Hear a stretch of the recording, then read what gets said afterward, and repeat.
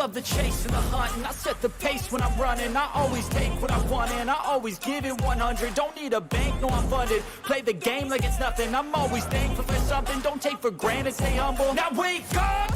It's time to look at the enemy. Look in the mirror if he is no friend to me. It's not working out, maybe it's the chemistry. It's time to break up so I can make a better me. Better believe in your mind, cause it's everything. You can mold, shape, find almost anything. All it takes is some time and some clarity to find your identity. It's mind over everything.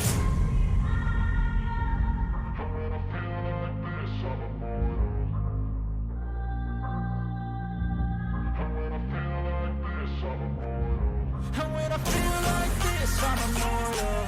When I feel like this, I'm immortal. When I feel like this, I'm immortal. When I feel like this, I'm immortal. Don't be scared. Just give me up. Don't be scared.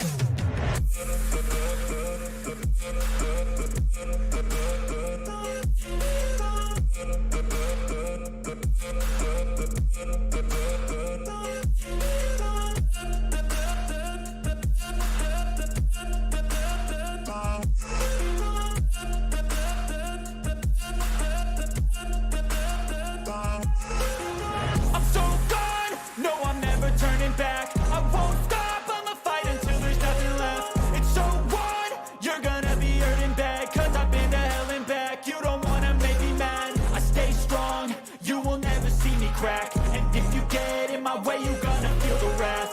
Gotta say it to my face while he's looking back. Mirror breaks after math, when I hate I attack.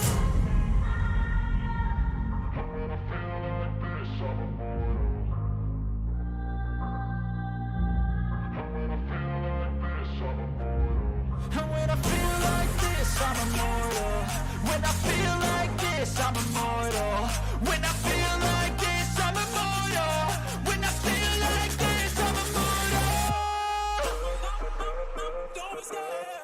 Just give me up. Don't be scared.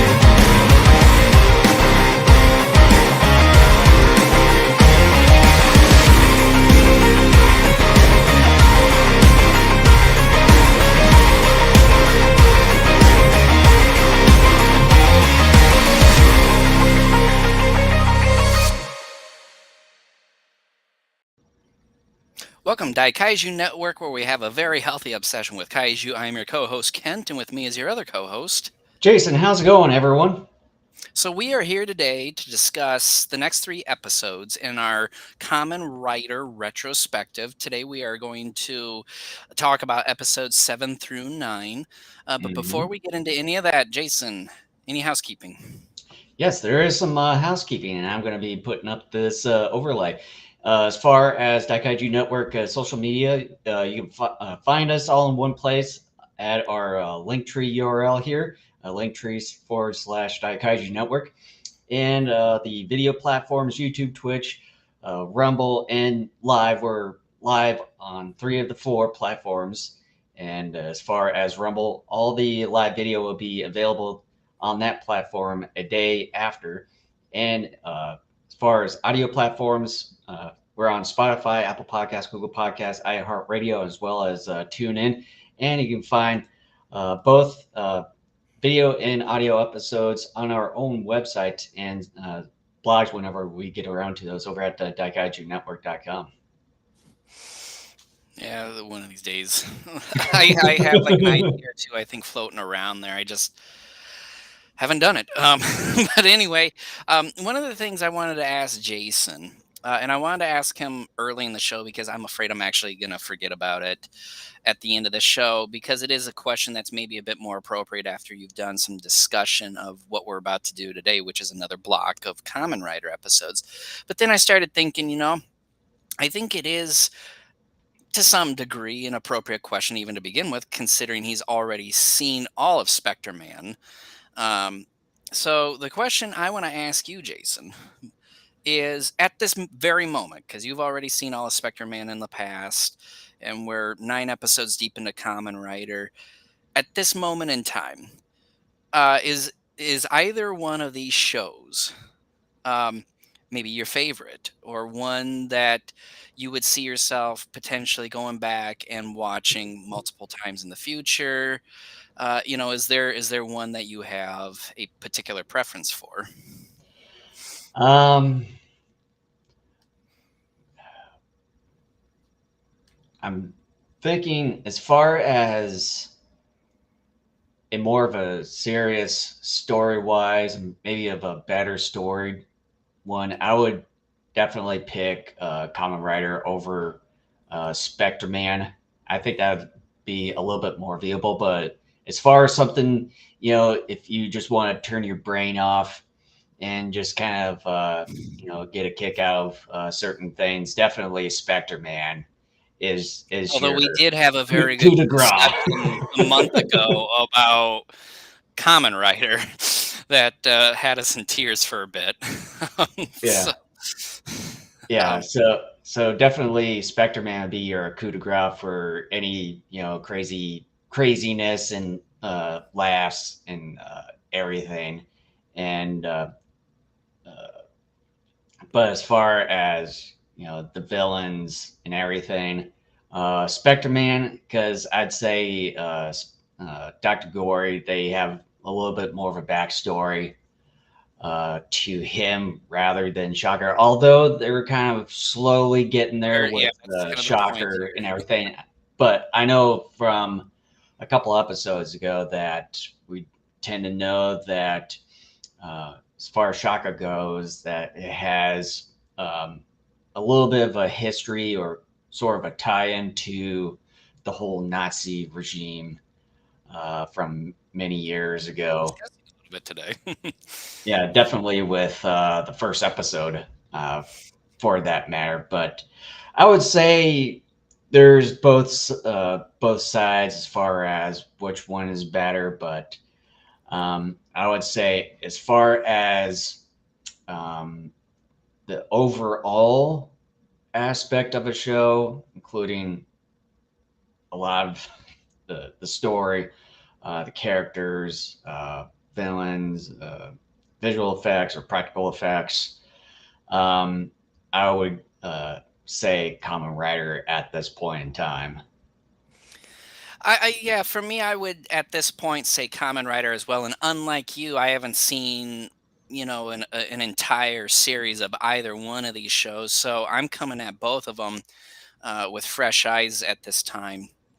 Um, I had high hopes though with Spectre Man, because you would periodically bring it up over the last odd number of years, and as we've gotten further into it, I'm like, there.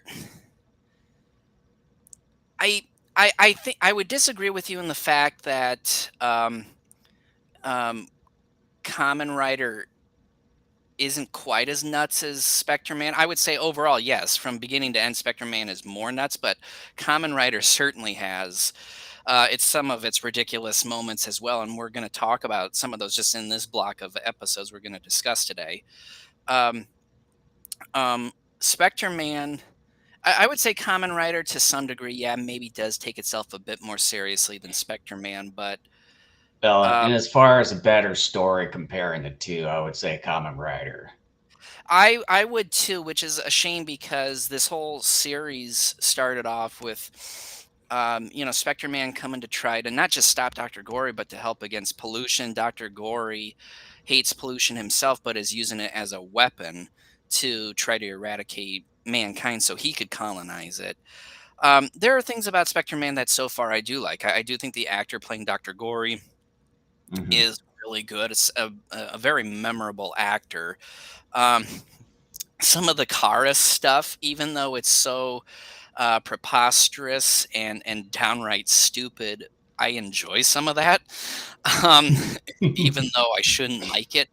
And to some degree, I don't, but because it's so wacky and stupid, I do. Um, but yeah, I would have to say at this very moment in time, we're what, like 6 episodes into Spectre Man, is it? And now we're Yeah. 9 into Kamen Rider. Um, I would say going down the road, like once we get done covering both retrospectives and just in my free time, if I wanted to, go back and revisit which one maybe in the big picture am I going to watch more, it probably would be Kamen Rider. I'm not going to say I won't watch Spectre Man again, which I do believe at some point I will, but I would see myself probably going through Kamen Rider one or two more times at least before even touching Spectre Man again, at least the way things are going right now at Mhm. this point. But so yeah, I guess we're kind of in agreement that we both would probably pick Kamen Rider as kind of our favorites at this point in covering the 2 retrospectives. With that said, let's go ahead and get into this new batch of Kamen Rider episodes. Once again, we're covering episodes 7 through 9. Episode 7, the title of it is Duel with Grim Reaper Chameleon, World Fair Impression. And for mine, the Deadly Chameleon Showdown at the Old World's Fair. Some of these titles, but I think some of it may just be like, interpreters sort of, Yeah, not really opinion, but kind of their own viewpoint, maybe as far as how the structure is. Because I'm learning Japanese, and I'm starting to slowly figure out sentence structure, and it is kind of weird how they structure their sentences. So, yeah. And yeah, speaking of which, since you're talking about learning some Japanese, I know I've gone through the whole Rosetta Stone. I've done a little bit of Duolingo. I've got a few books, like workbooks, coming in sometime this week, just to kind of do a little bit more learning and then the actual writing and all that stuff too. So hopefully, yeah. Like do a little bit of that. before I even got the Rosetta Stone for my wife for Christmas here about 6 years ago, I picked up oh yeah, I do have it up here still. You can't really see it, but I have this audio series with some workbooks and stuff where it not only teaches you how to speak, but to read and write.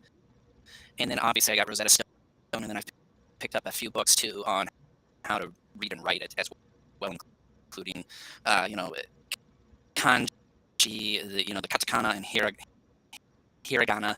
I just actually, about a week and a half ago, bought some flashcards. I also have a Japanese dictionary as well.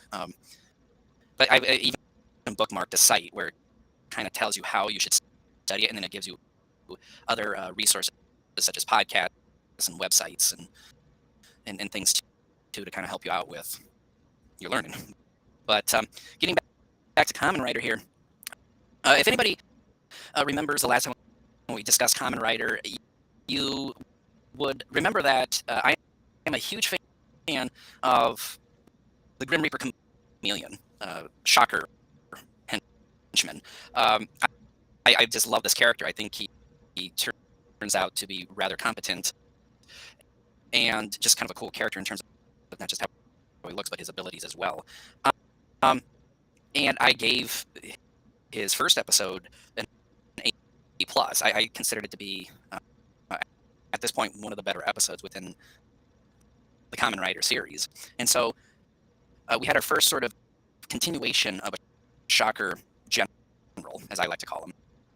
And here we are. We had learned last time that Shocker is somehow associated with the Third Reich, and we're finding out more that there was kind of this secret box that Hitler had sent to Japan, and only this other guy who was kidnapped in the last episode, Tsunada, I think was his name, he somehow was the only person that knew of it. He was on the submarine that carried this box to Japan, because what Hitler had planned to do, according to Sonata, was he was going to somehow flee Germany and reestablish the Third Reich in Japan, which historically, to my knowledge, is not true.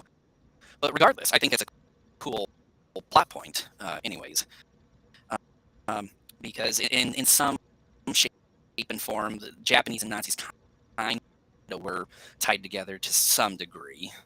But yeah, we get this episode where it's about this mysterious box, and sadly, to kind of jump towards the end, we never find out what is in this box, because this box was hidden in a Nazi coffin, Like, buried in yeah, the most casket, obvious whichever. spot.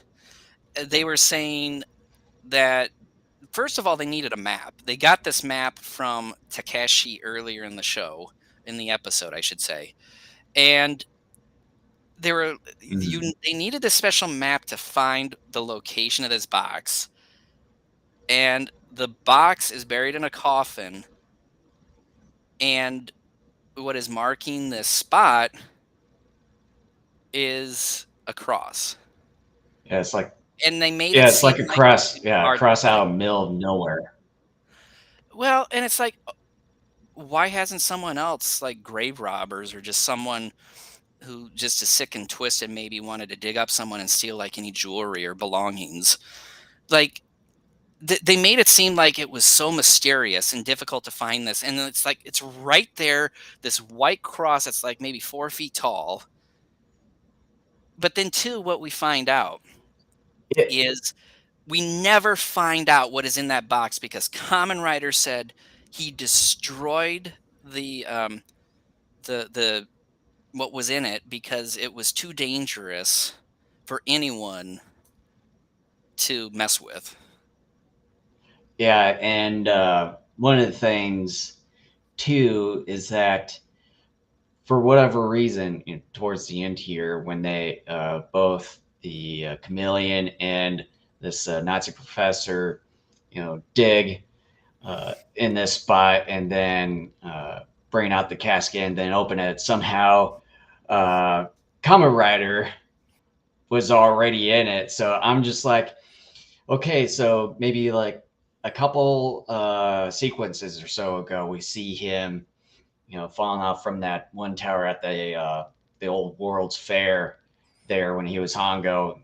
Sort of, I think he was paralyzed by this some sort of paralyzing mesh or something, falls off, but then he luckily transforms into Kamen Rider to avoid, being kaplat As he's falling, onto we the get ground. an effect from Yeah, a previous episode. and then yeah, for whatever reason, I'm not sure how he manages to get into that coffin. Well, as well as the disposing of the secrets when he told his chameleon before defeating him, and then he gets himself into the coffin. Not sure how he manages to get into the ground and then buries it without any footprint whatsoever of it actually being there, but with like all the prairie grass and stuff kind of on top of the whole area where the casket was buried under. Yeah, I mean, that to me is a problem too, but even though as stupid as it is, I'm willing to go with that, because in my opinion, the plot of this whole story, this 2-episode story that they have, is so interesting that I kind of want to just learn more about what's going on here. And I'm willing to give something, because we always talk about this. We're like, yeah, we're going to nitpick on this podcast because we feel like on some level that's what we need to do in order to kind of let people know what they're getting themselves into. But a lot of times too, we just kind of will mention it, but kind of let it go and not necessarily affect how we, view a movie or a show or what have you. But for me, it didn't bother me as much as it did you. But like I said, the thing that bugged me the most is because this was such a huge plan to not just like, what was it, 16, 20 some odd, like 20 some odd years or whatever after the end of the war, that Something like Hitler that. before, he ended up killing himself, was going to rebuild the Third Reich in Japan. And now Shocker, which I'm assuming are remnants of that Third Reich, they're wanting this document or whatever was in this box, um, to maybe rebuild the Third Reich themselves. Um, but we never find out. And Mhm. to me, they did such an incredible job of bringing in an interesting story, that had me hooked. Because if you remember when we first started this retrospective, I was telling you, the little bird or eagle that they had, where the head shocker individual is talking through. I'm like, that Yeah. reminds me of like Nazi symbolism. And we're finding out that that's probably what it is. These guys are probably remnants of the Nazis. And so they were going there. And they had this incredible story built up. And it's like, oh, like Nazis. We're getting the Nazis trying to come back. But then on top of that, too, there's a secret box with whatever it is in it that's supposed to really help Shocker finally build like an army or whatever and get followers and all that to take over the world. Mhm. And we never find out, they raise the stakes. Like the stakes are very high that if they get to this container, whatever is in it is going to ultimately like give them the upper hand mightily. Yeah. But then we never find out what's in it. Mhm. We, the audience, are never shown nor told what was in it. And to me, that's, it's almost the equivalent of doing something like watching Rocky 4.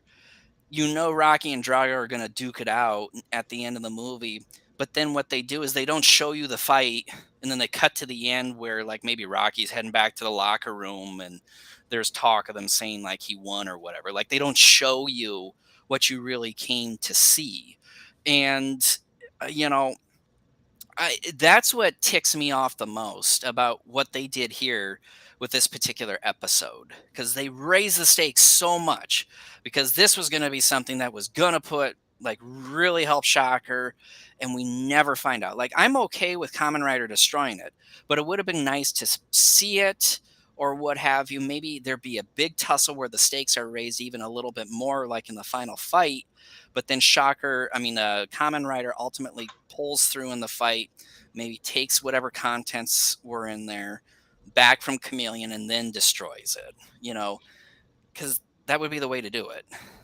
And and then also right at the end of the episode here, where Hongo goes out to walk, Ruriko is asking where is Ruriko?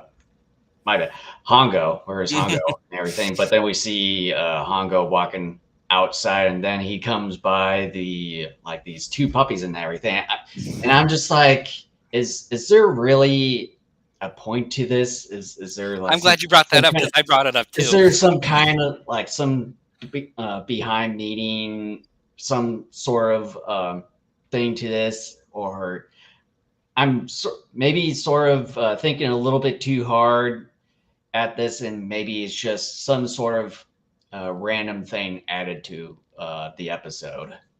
I wrote that in my notes too because I'm like, there's no point in just showing him just randomly finding these two puppies. And the only thing I could think of, and this is going to sound ridiculous, but I think there might be I some think I truth might to know where this, you're going. is that they're basically saying, look, this guy's a good guy. He's your hero of the series because guess what? He will take the puppies and take care of them instead of kicking them. So Oh, that's that's a little bit different than I think where you're going. that to me is what they're doing here, is that even though we already know this guy is the hero, like you don't need to Mhm. convince us that he's the hero. But my thinking is that, oh, not only maybe did they need to fill in an extra minute or two for runtime, which they could Mhm. have done more of the final battle and done more, by the way, with the story, like with the contents of the box, if that was a problem. But that's the only thing I can think of. It's like, this guy's our good guy because he will take the puppies, he'll pet them and laugh, and because he doesn't kick them, he's the hero. I thought you were sort of going at the wayside, saying like, oh, these puppies were the actual secret to like the whole Nazi treasure or something like that. That never came to mind. How could you? Those dogs would have been buried for 20 some odd years. Those dogs would have died. They probably either would have died of asphyxiation or starvation. Like, That's I was that's sort of the thing I was going at. Is like, am I missing something? Am I confused? Is this what they're trying to get at for some reason? I could just see it where you and I, like, if you and I were in the same room watching this episode for the first time, I could see you, like, when the episode concluded, are these puppies the secret to the third ring? Just and I'd be like, no, dude, I mean, the puppies would have sort of died a what long it was. time ago. That's sort of what like it was pointing as. Like, oh, Hongo was sort of looking after these puppies they like that were in this casket or something. Spoiler alert, the puppies never come back. So who knows? Maybe he did kick them right off a cliff or something. I don't know, but we don't know. We never see him again. By the way, too, a couple of other funny things, and then I got a question for you. The funny thing is that the final fight is poorly choreographed. There are several moments where he stabs guys, and you can clearly see, like, he puts the sword underneath, like, one of their arms. Yeah, I've seen it. I think in one of the past episodes. I think it was between him and Scorpion Man where he stabbed one of the minions. You can also see it from there too. I guess I missed that one. But then, too, okay. How the hell did he kill Chameleon? Because he does the Rider chop, and then a mirror breaking effect takes place, and then it's a quick jump cut to Sonata being reunited with his daughter at what, maybe her birthday or whatever it is. But like, what the hell happened? I have no clue as to what happened. It just happened. He does his rider kick or chop, and then he's gone. And see, here's the thing. Here's what movies over the last 20, 30 years have taught me. And I've heard this on other podcasts as well, where they discuss movies. They say, if you don't see a body, you always have to assume they're still alive. I didn't see a chameleon body. I'm assuming he's not dead, even though he probably is. But again, I'm going kind of with this whole notion of, okay, if you don't see a body, you have to assume they're still alive. I would at least have to say that the final episode, episode 9, we do sort of get to see that, and then the preview for the next episode.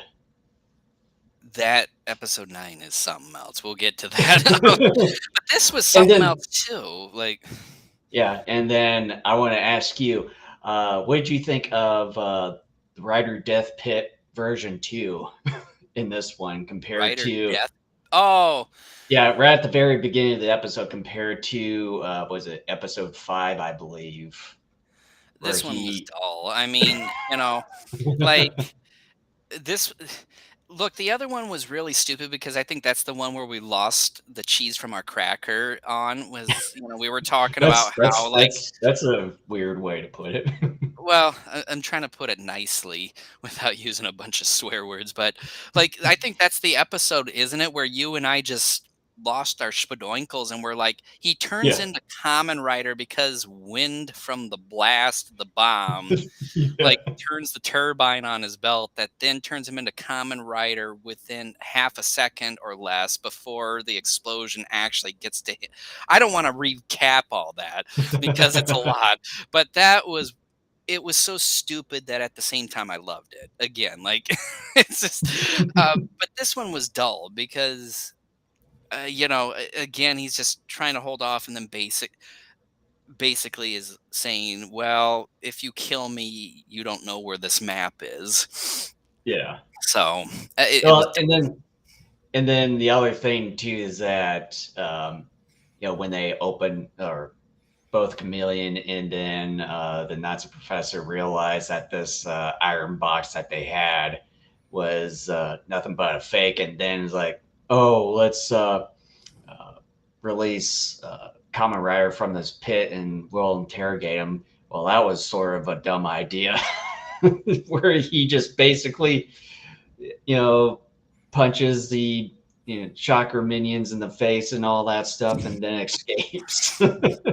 Well, here's the thing. Along with Yumi's dad there.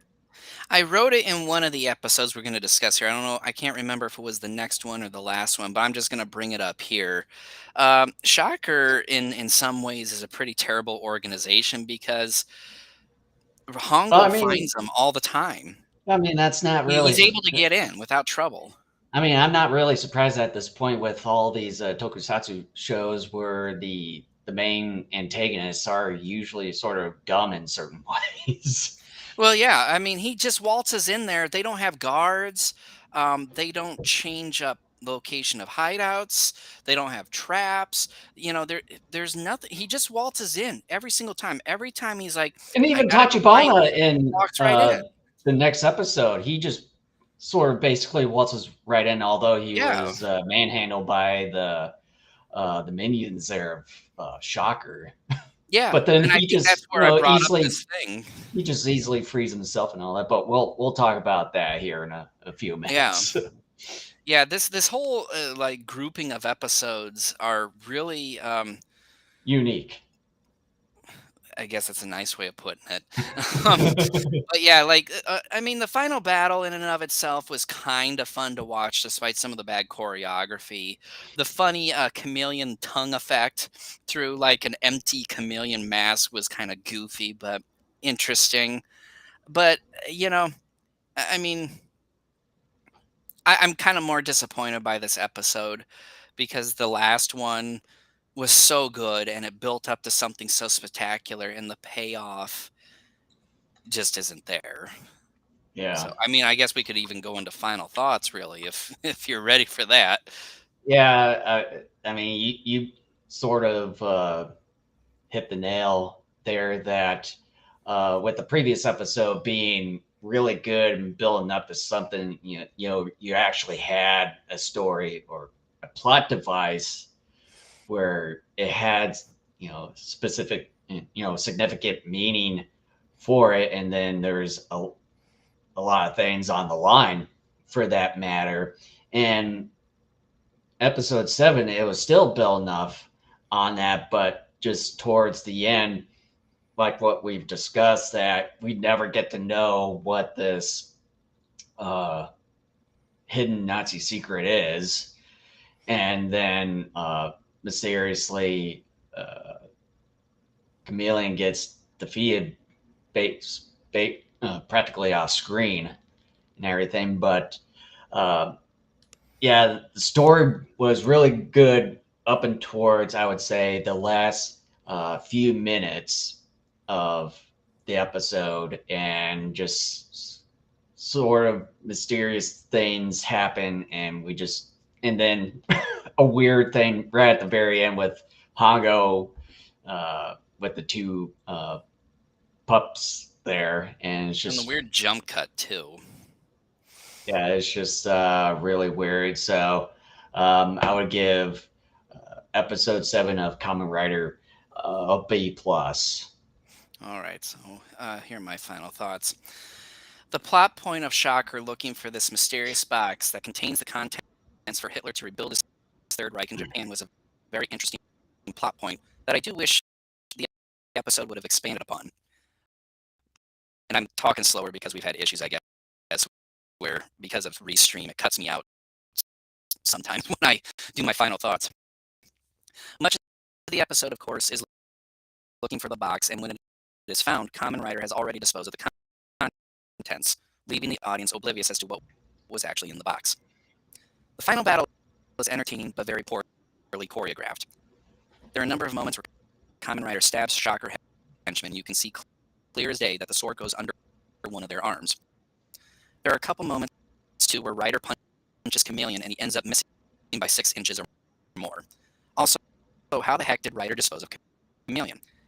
He performs the Rider chop, and then something resembling a broken mirror shatters, and the episode quickly jumps to Yumi's birthday party near the end. Also, Takeshi happening upon 2 random puppies and taking them is really random, and an old trope of showing that he is indeed the hero of the series. It's pretty silly. The episode is not as good as the last one and had potential to be better. Instead, the writers chose to make the story about a MacGuffin, and the production team put together a fairly sloppy end fight scene with plenty of human skin showing from the chameleon costume. Still fun, but quite a letdown, and I gave it a B. And all right, moving on to episode 8, titled "Strangeness." Bee Woman. And for me, the creepy wasp woman. Okay, I'm hoping that this trio of Kamen Rider episodes is maybe, hopefully, kind of the last batch that we get where um, there's just I don't know what I would describe it as. Yeah, Oddball this mediocrity. one's yeah, this one was a bit odd to me, to say the least. You know, you had right at the very beginning of this episode, you had this father along with his daughter there in this apartment, and his daughter accidentally steps on his glasses, and then they go in. He buys a new pair, and apparently, when people go to buy glasses or sunglasses, that these lenses get basically control your mind. You kind of see these blinking things on like the part of your frames towards the back here, and you see this wasp woman or bee woman, whichever you go with here. I'm just going to go with wasp woman here. That you see her appear within like the glass lens there, and then they just walk randomly right up to this abandoned building here where they have all these people captured due to these glasses controlling their mind and then forcing them to walk to this abandoned building. And then, like for whatever reason, that they have them go through toxic gas to see who survives in order to become their minion. I mean, you would think, you know, when you say toxic gas, I mean, you're gonna know that I would say 99.999% chance that everyone who gets into the like get inhales some kind of toxic gas would probably die. Yeah, like this is a very strange episode, and first and foremost, I'm very excited because we get our first female shocker villain. And there's a Mhm. part of me that believes maybe the people making this series were a bit misogynist because B Woman, as I'm going to call her, turns out to end up being more or less a sissy type of villain. There is a sequence where Hongo waltzes in to her hideout and just in his human form, even though I know he's a cyborg, but he's not in his common rider gear, he takes her on and momentarily defeats her and leaves her sort of incapacitated long enough for him to escape. Along with, I think, some of the people that they were trying to gas. Mhm. Um, and the final fight between her and Common Rider um, is not as interesting because it's short for starters, and second of all, they make her out to be just not good, really. Like you were saying, one of the things that makes no sense to me is that okay, they put these glasses from an undercover shocker henchman. Was it is an eye doctor called an obstetrician? Is that what they're called? I think so. I'm just gonna say that that is. If I'm wrong, then I'm wrong, and I could be. But anyways, they put these glasses on people, which put them under the control of Shocker, and then they're like, okay, well, the strong, first of all, she says, all of you people are weak. I'm going to poison you with toxic gas. Whoever lives will turn out to be shocker henchmen. And I thought to myself, then isn't it the problem of the individuals handing out the sunglasses that maybe they should have made a judgment call and been like, Yeah. okay, this person isn't worth it. I'll just give them regular glasses instead of these Yeah. mind control glasses instead of doing it. But then, okay, even forget that part. Even forget the fact that this boob doesn't know what he's doing. Okay. The fact that you think some people will survive being gassed makes you stupid. Okay. That's just like, I am going to have you all drink DDT, and whichever one of you lives, you're going to end up being my new Teenage Mutant Ninja Turtle henchman or something like that. Like, you know, Foot soldier. Foot something soldier. like that. Yeah. Like something like that. But it's like, okay, do you honestly believe anyone who drinks DDT is going to survive that? Like, it's just not going to happen. Yeah. And another dumb thing. At one point, I think it's during when Hongo is trying to help the people being gassed escape. B Woman has this stinger syringe, Sword or something. but it's like a supposed to be a bee stinger that she like throws at him or something like that. And she was saying this here will complete your transformation into a cyborg. And I'm like, no, it won't. Because in order to be a cyborg, you need to be operated on. You need Yeah. to physically cut open the person, remove certain things, replace them with mechanical components, and that's how you do it. You don't just Like give what we've someone a seen in the shot. first episode with Hongo when he And was isn't it in captured. this? It's either in this episode or the next episode. They capture him again. Yeah, it was next episode. Yeah, when I mentioned earlier, I thought it was going to be this episode. No, it's the episode after this Yeah, episode even here. there, they're like, we're going to. I think they're in the next episode when they capture him. They're saying we're going to reprogram your mind so you'll actually Yeah, follow us. and Which that's when Tachibana just easily waltzed right in, or we're sort gonna of. get to that. That Yeah. episode is some knuck and futz. But even there, the series is already tripping over itself because even before this Bee Woman episode, they were always trying to recapture him and finish the surgery.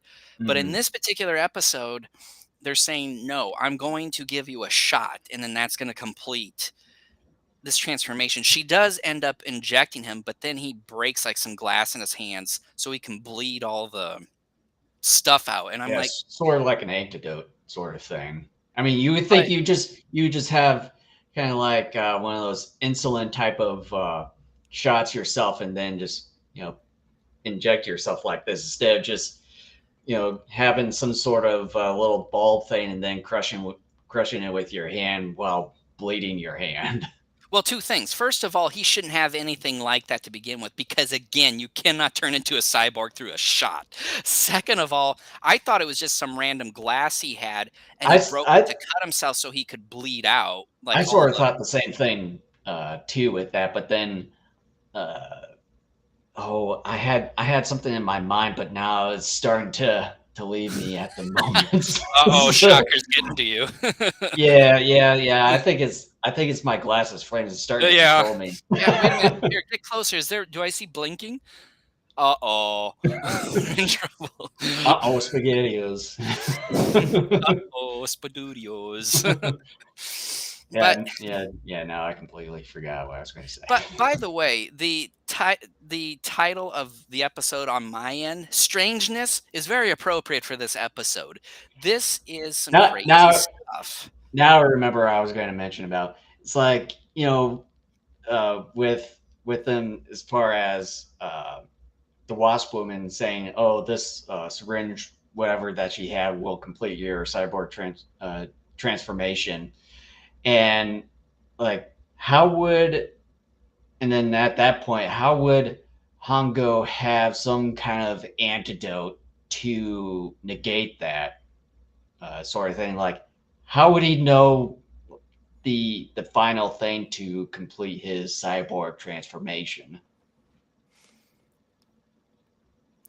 Again, look, I'm not looking for stellar writing, but I'm looking for not just consistency, but also just not so dumb ideas. Like, I Mhm. mean, okay, I guess maybe I could go with a shot that turns you into a cyborg if the series coming out of the gate had established that, even though it's really dumb. But if this was a series that set up certain rules in its own universe to where that could happen, then sure, Mhm. I would go along with it.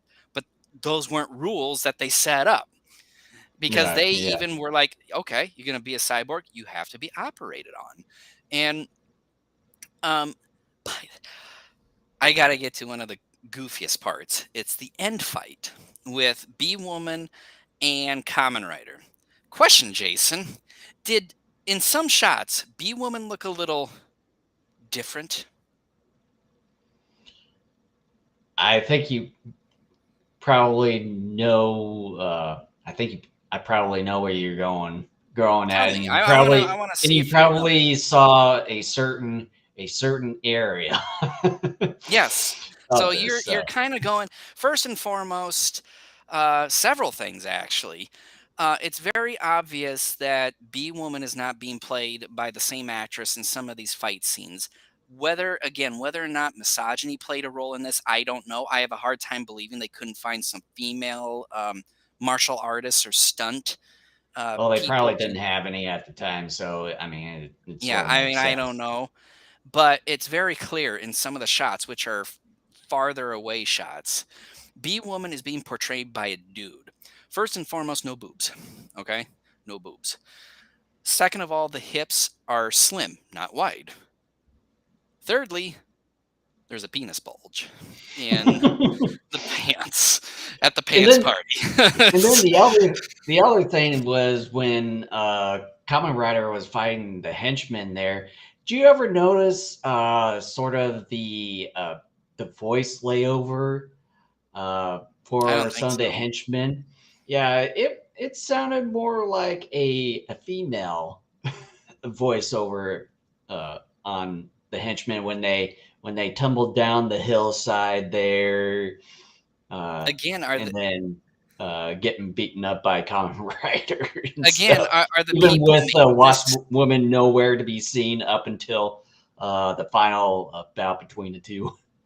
again, are the people making this series are they trying to say that women are incompetent and stupid and can't do things right?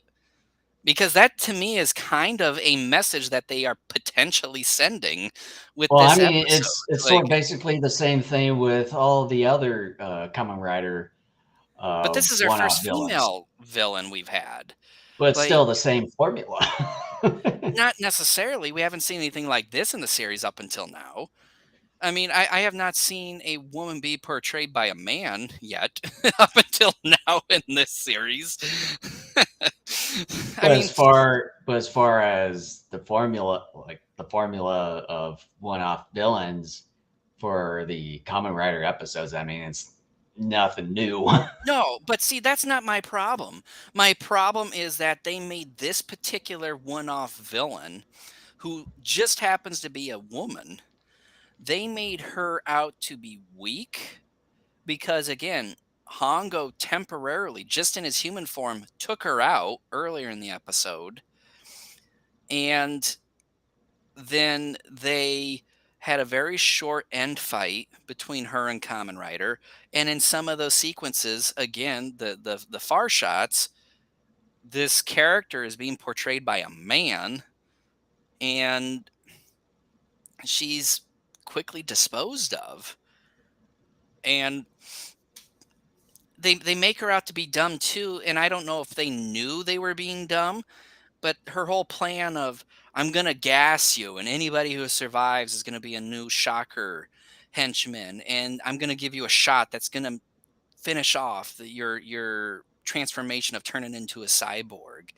It's all dumb, and it's all being done by a female shocker general. And I really do wonder. if this was intentional, because I was so excited because, like I said, first off, we got our first female villain, and we got it, like a B, because I'm like, okay, a B character. There's a lot you could do with that. And they don't even capitalize on the fact that this is a B villain, in which you could do all sorts of things with stingers and other things that bees and stuff can do. They completely they didn't care or whatever. Like, this was it was an interesting episode, but I would argue probably the worst so far. Um, because again, there's just a lot of stupidity running through this episode. The writing's terrible. Um, the fighting isn't all that interesting. And again, I think there could be some misogynistic undertones here. I mean, it's just, I can't help but to look at this episode and being like, you squandered an incredible opportunity here. And it's just, it's a bad episode. Oh, I'm just not gonna quite get into that sort of specific thing because I mean it's a product of its time and everything. Yeah, I know, but that doesn't make it right though either. But anyways, should we just sort of round up this I particular want to get episode? to this final episode, in which I could not believe they were doing some of the things they did in that final episode here. You want me to go first with the final thoughts? Yeah, why don't you go ahead? This is unequivocally the most ridiculous of the Kamen Rider episodes thus far. There are several up-close shots of people wearing glasses where you clearly see the camera crew. B-Woman's plot to gas people, assuming some will live to be turned into new shocker generals, is straight up dumb. If they are so concerned about weak people, then why not give the glasses to people who they deem to be worthy? Hongo's receiving an injection to make him fully cyborg makes no sense either. To make one a cyborg, actual operating needs to take place. So injection isn't going to accomplish that. Shocker's ability to have secret hideouts out here's where I have it, where people don't waltz in, like Hongo seems to do nearly every episode, is making them look incompetent. It was also clear during some of the long shots that a man was actually playing as B-Woman. While I wouldn't expect anything less than silliness from a show like Kamen Rider, there are moments such as much of the episode where the silliness ends up being stupidity and a liability. There was so much more they could have done with a B-type villain, and they simply wasted it. I gave it a D-. Wow. So yeah, as far as this one goes, it's a bit of an odd episode here and there, and I mean it's just a one-off.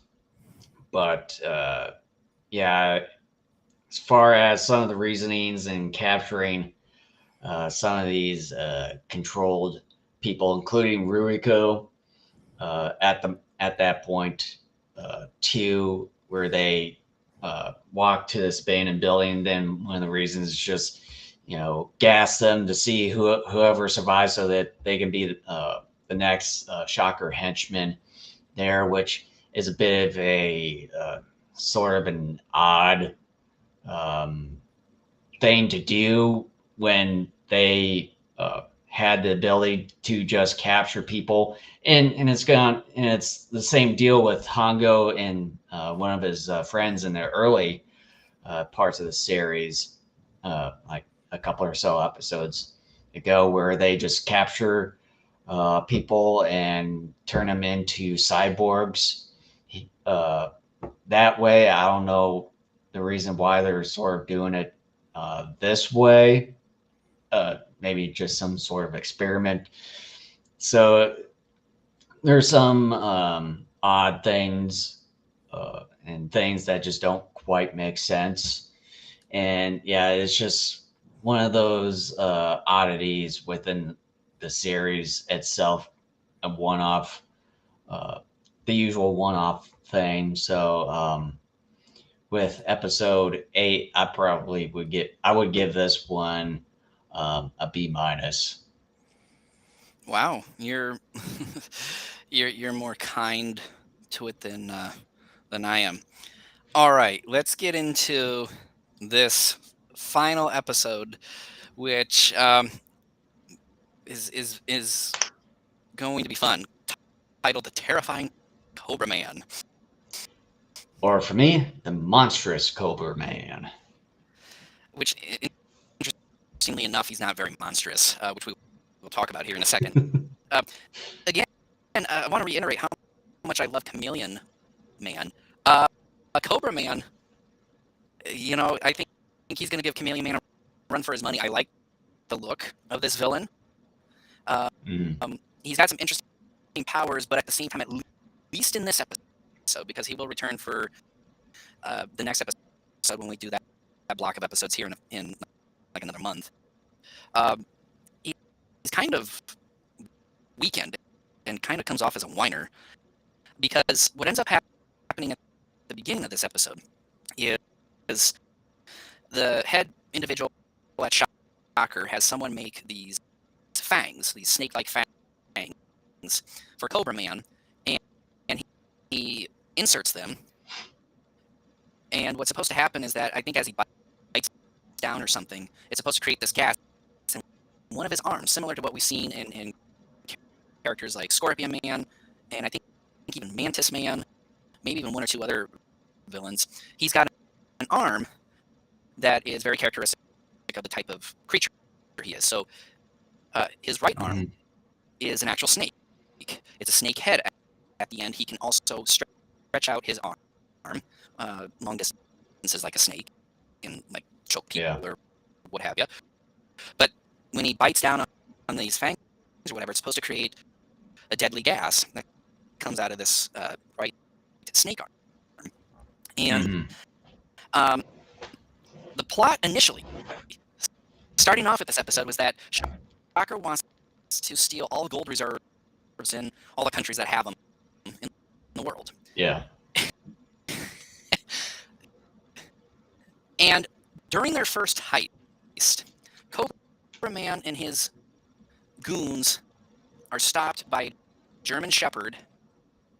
Cobra Man looks like a complete puss. He somehow loses his fangs, and then the rest of the episode ends up being about Cobra Man. Instead of going around trying to rob gold reserves, is looking for his lost fangs. It turns out to be a lost and found episode, so to speak. Yeah. I don't believe it, because I'm like, again, it's sort of like the Chameleon Man 2-part episode where it's like, okay, you're giving me something that sounds interesting, but then the payoff is not there. But it's even worse here, because what they end up doing is saying, oh, okay, we're going to steal gold reserves. They abandon that within the first 5 or so minutes of the episode after he completely fails at his first heist.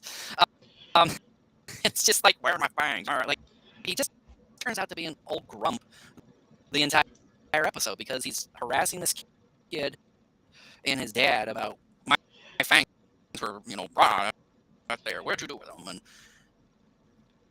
there's a weird jump cut early in this episode too, where you have the heist. It goes down. Cobra Man and his henchmen, cease the heist and retreat. And we find out that, like, the fangs are somehow missing.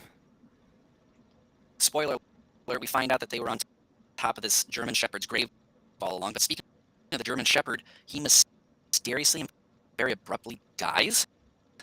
Yeah, that was the one thing I wanted to point out, is that, we do get to see the fangs getting dropped within that safe area where he was about to rob the gold reserves and everything there, and then we see the German Shepherd come in and then have Cobra Man escape. and after that, it's like I don't remember Cobra Man like uses one arm with the snake head and then biting a German Shepherd, and it just seemed like German Shepherd looked fine and everything, and then Fine. mysteriously we hear that this one little boy from the security guard, when Cobra Man interrogates him, and when he sees his room ransacked there, and he's saying that the German Shepherd is getting buried by his son there, and I'm just like, when did this come from? Right. There was nothing indicating that there was anything wrong with the dog. It didn't look like Cobra Man did anything to it. The dog didn't look No. old. I Mm-mm. mean, I don't know. And The it's so dog weird. looked perfectly fine. And do you remember the name that they gave that dog? Dummy. Dummy. Okay, these are terrible dog guardians. Why would you name your pet Dummy? Why would you do that? This dog was actually pretty smart. He stopped a shocker general. Although one could argue maybe Cobra Man is not as good as we think he should be. But Mm-hmm. I mean, guess we technically should say he was, because the dog went after Cobra Man while he still had his fangs for a moment. But Mm-hmm. like, what? And then at the very end of this, when we get to see Kamen Rider defeat um, Cobra Man and everything, I think he did explode, if I remember correctly. I think Cobra Man's just exploded and all that when he gets defeated, and uh, Hongo lays the flowers on the German Shepherd's grave there, and he picks up the Fang, where the Fang was just sitting atop of the German Shepherd's grave there, and the one thing is that you had Cobra Man and the Shocker Henchman go over to where this young boy was, where he was at his grave, kidnapping him and all that in the middle of the episode. You should have had the time to look around the grave and to see the fangs right there, right next to that cross. I mean, this whole block of episodes, as we've talked about, is just one mess of crazy after another. Because I want to get to this one thing right now that I laughed at, because I do think it's funny in my own sick and twisted mind, but I couldn't believe they were actually doing it again in a kids show, where for the final confrontation, Kamen Rider follows Cobra Man to Cobra Man's like current hideout, where he's about ready to roast this kid in some red pool of whatever. And Cobra Man says he's got a landmine area made out. And I just knew exactly what was going to happen. But I'm like, no, they wouldn't do that. But they did, where Kamen Rider takes several of the henchmen, like tosses them around. They just so happen to land on these landmines, and kaboom! And then he even disposes of Cobra Man, like they're fighting on this platform, and then he like throws Cobra Man off of it, and kaboom! Yeah. He blows up. I'm just like, oh no way! They went there. I just couldn't believe that what they were doing. It's just like, okay, we're gonna make this kind of R-rated. We're gonna have people, and of course, it's always the dumb villains who are going to miraculously happen to land on one of these landmines and go kaboom. It just Well, was. and when they say that they have landmines everywhere around their secret bases, it's sort of the story is sort of telling you that something's going to probably happen. It's foreshadowing, is what Yeah. it's doing. It's telling you something's going to go down. And I'm like, well, because this not only is a kids' show, supposedly, but it's like, I know Kamen Rider is the hero. This isn't the last episode. So I know Kamen Rider's not going to die or anything. Oh, these villains are going to either be stupid and step on them, or the show is actually going to show Kamen Rider throwing them on these landmines, brutally murdering them, which is Mhm. exactly what happens. Yeah. And Yeah. again, And more bad fight choreography. I mean, again, this whole block of episodes, the fight choreography, while still entertaining enough, just isn't good. yeah. And then I just wanted to touch upon this now, and I know you probably had some thoughts about it too. Is when Kamen Rider gets captured and then put into uh, the same sort of table to complete the transformation there, and all of a sudden you had Tachibana just come waltzing in Oh yeah, and everything. So, and then yeah. yeah, and I then forgot about that. he gets his like he beats the crap out of like the henchman and everything. Yeah, it makes the Shocker henchman once again look incompetent, because here's this everyday guy who is supposed to be a motorcycle coach for Hongo starting off this series. He somehow finds the Shocker hideout. Um, Although I guess they got a tracker in them. Isn't this the episode where they have like a necklace where the charm or whatever is like a bullet or whatever? But Yeah, still, yeah, it was his good luck charm that Ruriko gave Hongo there and put it on around his neck, and then of course, yeah, you had that compass sort of but here's tracker the thing. thing. Because as villains, you would want a secret hideout or some hideout that is heavily guarded or armed or something. Shocker, the way it seems to me, is trying to actually hide. And so even if they could track Hongo, like like a map or something you're following, uh, you realize, okay, well, something's supposed to be here. Where is it? And maybe it's underground, but then the entrance should be well hidden enough that you still shouldn't be able to find it if you're doing it correctly, which again, Hmm. Shocker isn't, because he's able to find it Yeah. and have no problems coming right in. And Hmm. somehow he's a good enough fighter who misses all of his kicks by a mile and slows him down too, if you notice that when he gets close enough to the person's body as well. Kamen Rider even does it Yeah. too. I mean, it's a kid show, so. I know, but it's stuff like that that I can sort of tickle in my throat. Um, it's it it's not something that bothers me a whole lot, but if I see it enough, it begins to bother me more, and I will start dinging episodes a little bit for stuff like that if I continue to see it. No, I'm seeing enough of it that I can no longer go with it. No more soup for you. Um, Don't be a so hypocrite now. no, no. My philosophy has always been I'm willing to go with you unless you either completely go off the rails, or if you continue to show some of the same bad stuff over and over again without attempting to fix some of it. And they Hmm. aren't attempting to fix any of it, because like I just said a moment ago, this whole block of episodes, for some reason the choreography has not been very good, Hmm. and it's very disappointing because this whole series, the first 6 episodes, yeah, it wasn't always great, but it was better. And here we got a block of episodes where it's downright awful. And I just Well, it's and we started off or left off with a really good episode in episode 6, where you actually had something, yeah. and episode 7 started out like that, but then in the last few minutes, something sort of happened, and I think it's sort of down treaded into the next 2 episodes.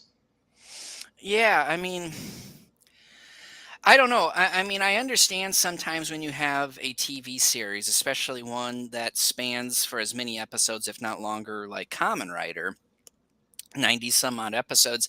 Yeah, you're gonna have some individual episodes that aren't always good, and you may even have stretches where Mhm. Not everything is good, because that's what happens after a while Like sometimes. maybe there could And be a stretch of episodes in Kamen Rider to where it almost would feel like, oh god, do we get into Ultra Seven territory now?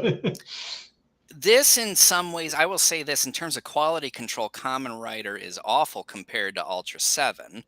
However, Kamen Rider, I think, is more enjoyable to watch than Ultra 7. I will say that. I would rather watch Kamen Rider many more times than Ultra 7, despite the fact Kamen Rider doesn't do a good job of hiding their actors' skin, and the quality of some of the costumes is pretty questionable and at times too. But anyway, um, yeah, I just hope that maybe this is the last we're seeing of it. It's going to be interesting because, like we had said earlier, Cobra Man is coming back somehow after Yeah. being blown up in the next Spoiler episode. alerts in the previews. He I comes want to back. see how they bring him back. To me, that's probably the more interesting aspect of that story. And I bet it's something so ludicrous that I don't think you and I I could even come up with a.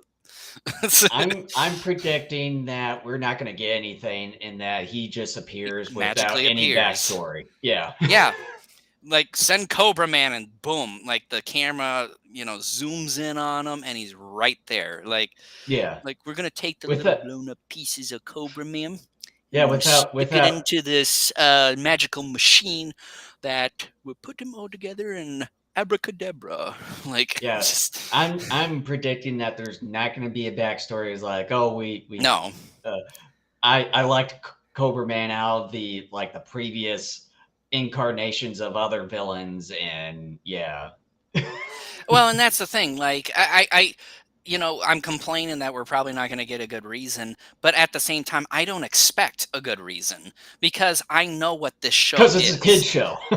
Well, not just that, but this is one of those kids shows where it doesn't give two shits what you think. I mean, and what your It's like expectations are. Spectre Man. I Like, mean, it knows what it's doing, but it just gives no shit whatsoever. yeah, I know. And on some level, I like that. I like the fact that it's telling me, hey, go Go screw fuck yourself yourself. because you're not going to get that. Like, Yeah. there's a part of me that enjoys that because, like we talked about with Ultra 7, we were like, okay, you tried something serious, and most of that uh, series was serious in its approach, and we were saying this just isn't working. Go back to being like Ultraman, being your silly hokey self, and just accept that you are who you are. You are a goofy superhero that fights aliens and monsters. Like, just accept it and Like it embrace it. And just this is accepting it. yeah. Yeah, Even though at like times this one is headache inducing because of some of the things it pulls, but at the same time, I'm always reminding myself, well, this show told you pretty early on, we know we're crazy and we're not going to try to make any sense out of a lot of this stuff. yeah. And then to like with these last two episodes, it seems like it's kind of going at some sort of crisis, like what Ultra Seven was experiencing, as far as trying to find an identity at the point. To me, it seemed like it No. was, in my opinion, it seems like it was trying to be serious in a way, but then like it just ends up in sort of a weird outcome here and there. I disagree with you. I think Kamen Rider is not having an identity crisis like Ultra 7 has. Kamen Rider knows what it is. It's just that the execution, like, again, going beating this thing like a dead horse. Like, the choreography is bad. That can easily be fixed. Um, and some of the ideas, like the whole beam woman and the gassing and stuff like that. Um, yeah, that's very stupid. And in fact, it's so stupid that the series had. Well, I guess you could argue that maybe the bomb that turns Hongo into Kamen Rider is maybe just as, if not more, stupid than that. Um, you know what? Screw it. That is on par for what this series is about. And this series is like, you know what? We're going to keep doing this stuff. It knows what it is. Even though, yes, it's head scratchingly dumb at times, but we've seen enough of it before that, it's like, what else do you expect from it? Because we're 1970s Kamen Rider, folks. We don't care about this. We're just gonna do whatever the hell we want. Like, and you know what? They absolutely have. This block of episodes has proven that. Oh yeah, but then you had certain episodes where you had a really great story and going somewhere, and then Oh, you I mean, have the last couple of episodes, and then the last few episodes of episode 7 where it just seemed like, what is going on here? well, and the more I've thought about that first Chameleon Man episode, I think is an outlier. That actually probably, we should say, does not fit with Kamen Rider, because it was a very well written story. Let's face it, let's be honest here. Out of the 9 episodes we've seen so far, that probably is the only really well written story out of the batch, and maybe one of the best well written ones out of the entire series when we're done.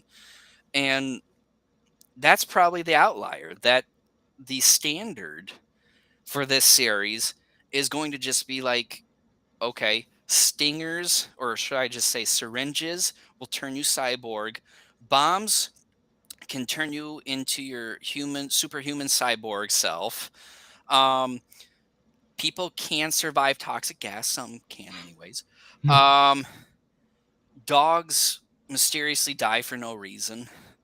Um, a Cobra Man ends up being a really big puss, and the Shocker leader doesn't care that he's not doing his job of stealing, more gold reserves. And then you had Um, some kind of chameleon lizard somehow dying screen without any yeah, particular reason. and they are telling us to go screw ourselves when we're wondering what's the secret contents for rebuilding the Third Reich in Japan. What else? Tachibana is able to find the Shocker hideout and magically kick ass. I mean, we can go on and on and on. And that first Chameleon Man episode, I think, is an outlier. I think we're going to find out as we continue on with this series. That was one of the rare, if not only, episode that the writers actually had something and they did it well. Whereas most of the time it's like, whatever. And I'm fine with that. I've always said I love a lot of this kooky stuff. But, like, it's the opposite of what happened with us with Ultra 7. Our favorite episodes were the ones in which Ultra 7 went goofy. And there weren't too many of those. The interesting thing here is that, okay, yes, we've definitely recommended and enjoyed some of the kooky Kamen Rider episodes. But we both have said that, arguably, so far anyways, the best one was that first Chameleon Man episode where it kind of took itself seriously and actually had something well written and built there. But then it just dropped the ball. It went back, you could say, to its old self in that second parter. And, which is disappointing because we had just such high expectations. And I think that was the deal, is that they abandoned the kookiness for something good, which was good and kind of off the beaten path for what this series was known at that point. But then because they couldn't follow through because of either talent or just bad ideas, they let us down. And yeah, but Anyways, should we wrap this up and then just sort of close out? Mm-hmm. Yeah, as far as episode 9 goes, I would say out of the 3 episodes, I would say probably out of the 3 episodes with the villains here, I'd say Cobra Man is probably a bit more unique in this one. He's a bit interesting in a way. Like the design's a little bit different. Like the main head just doesn't quite represent a snake in a way, but it just Oh, kind I of love gives it. Cobra Man some character in this one. But yeah, just like with episode 8, this one's a bit of a unique, odd, weird one where he had the dog in this one's mysteriously passing away for whatever reason it was, which they did not give us the reason for it. And you had a MacGuffin when it comes to the Fanes, and then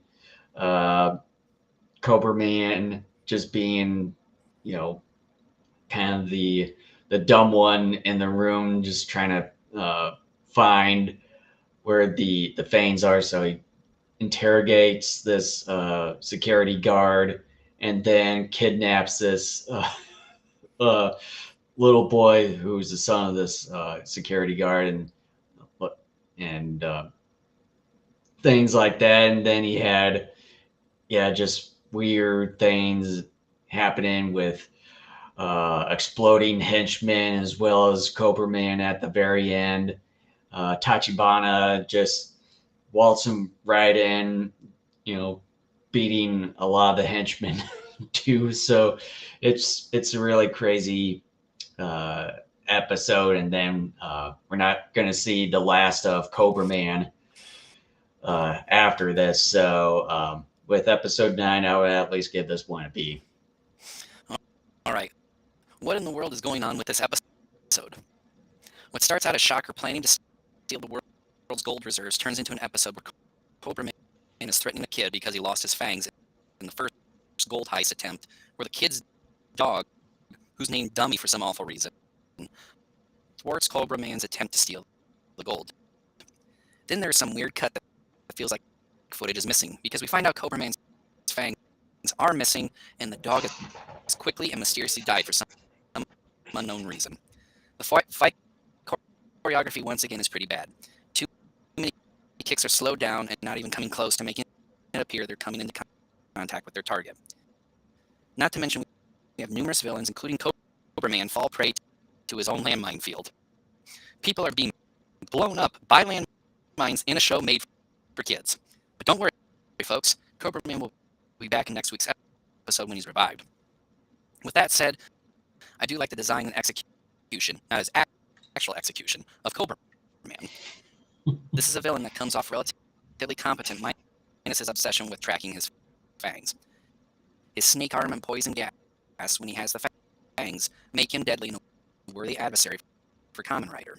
Alas, though, the Rider kick is the main reason why Cobra Man ultimately goes down. This is becoming predictable. A decent episode that becomes preposterous very fast with some poor choreography, a weird jump cut moment, and people being blown up by landmines. I gave it a C. Wow. I thought you were going to give it a little bit of a higher grade. It's just nuck and futs. I mean, like I said, again, the thing that bugs me the most about this episode, well, several things. Again, the fight choreography is not good. The fact that the story turns into a lost and found episode when it was supposed to be something different. And just this weird jump cut of just like the dog mysteriously dying and stuff like that. Like it seemed like no significant amount of time had passed. It just was a weird jump scene, and it did feel like a couple minutes or so of footage is gone. Mm-hmm. Yeah. So, other than that, anything else before we wrap up? Let people know we, instead of the 23rd, we're actually coming back the 30th of October for our next episode, where we're going to review episodes 7 through 9 of Spectre Man. And because I got some family coming in the weekend of the 22nd, it's just better if we moved it. So things are going to get pushed an extra week. So there's that. Yeah. So yeah, we're going to be back in 3 weeks instead of our usual every other weekend on that. And also, if you're watching us on YouTube, if you see a red button down below, make sure to hit that subscribe button, as well as smash that like button as well below the video. Don't And smash it too hard. You might want to use it again. yeah, definitely. And then for other social media, you can find Daikaiju Network everywhere on our Linktree page, right there on the screen, Linktree / Daikaiju Network. And we're streaming live on the following video platforms. 3 out of the 4 we're streaming live: YouTube, Twitch, and Facebook Live. And the episode will be transferred over to Rumble a day later. And we're also on audio versions or audio platforms, so you can listen to the audio versions of our episodes on Spotify, Apple Podcasts, Google Podcasts, iHeartRadio, as well as TuneIn. And you can find both video and audio versions of our episodes at our own website at daikaijunetwork.com. And with that, thank you so much for listening or watching, and we'll be back in a few weeks where we continue our retrospective on Spectreman. All right, we'll catch you guys in 3 weeks.